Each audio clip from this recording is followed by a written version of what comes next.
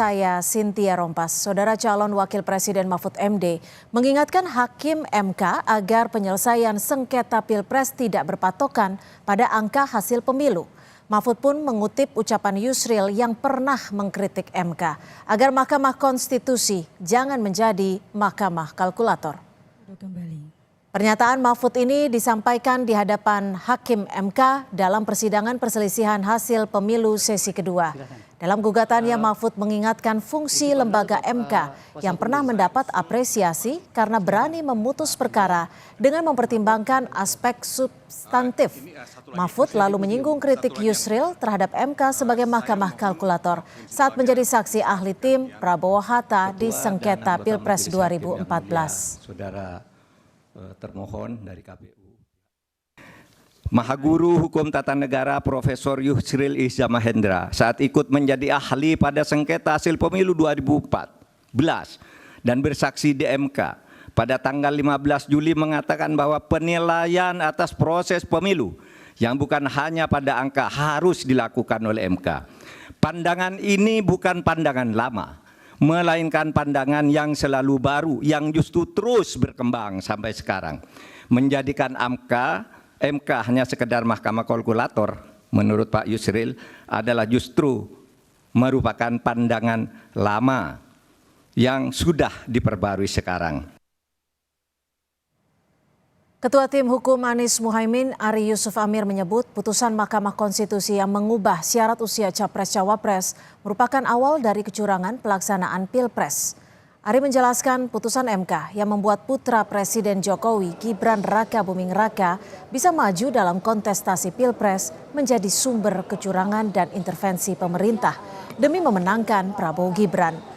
Tim Hukum Nasional Amin pun menuntut diadakannya pemilu ulang tanpa melibatkan Cawapres Gibran Raka Buming Raka.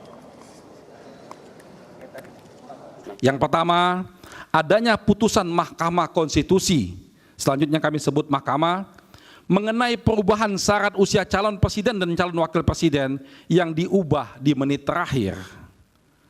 Pendaftaran Capres-Cawapres sehingga anak presiden yang belum berumur 40 tahun dapat ikut pencalonan.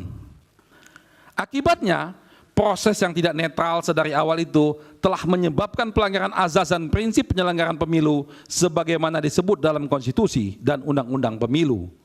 Mereka dikooptasi dan digerakkan untuk pemenangan paslon 02, yaitu Prabowo Subianto dan Gibran Raka Buming Raka yang merupakan anak dari Presiden Joko Widodo. Keseluruhan tindakan aparat dan aparatur di atas menyebabkan terjadinya the violence of election dan pada tingkat yang paling mengenaskan telah memicu terjadinya brutality democratic process. Menanggapi dalil kecurangan pemilu yang disampaikan Tim Hukum Anies Muhaimin, Ketua Tim Pembela Prabowo Gibran Yusril Iza Mahendra menilai permohonan Tim Amin tak berisikan bukti, melainkan narasi berupa asumsi dan hipotesis. Besok Yusril dan tim akan menyampaikan jawaban dari permohonan yang dilayangkan pihak Anies Muhaimin. Intinya sih kami menilai bahwa permohonan ini lebih banyak narasi, asumsi, hipotesa daripada menyampaikan bukti. Dan saya baru dengar dari Pak Kaligis tadi pagi, dia bilang narasi itu bukan bukti. Begitu juga asumsi itu bukan bukti, sesuatu yang harus dibuktikan. Begitu juga patut diduga dan sebagainya disampaikan tadi, sesuatu yang memang harus dibuktikan. Jadi lebih banyak opini yang dibangun, narasi yang dibangun daripada fakta-fakta, bukti-bukti yang diungkapkan di dalam persidangan ini.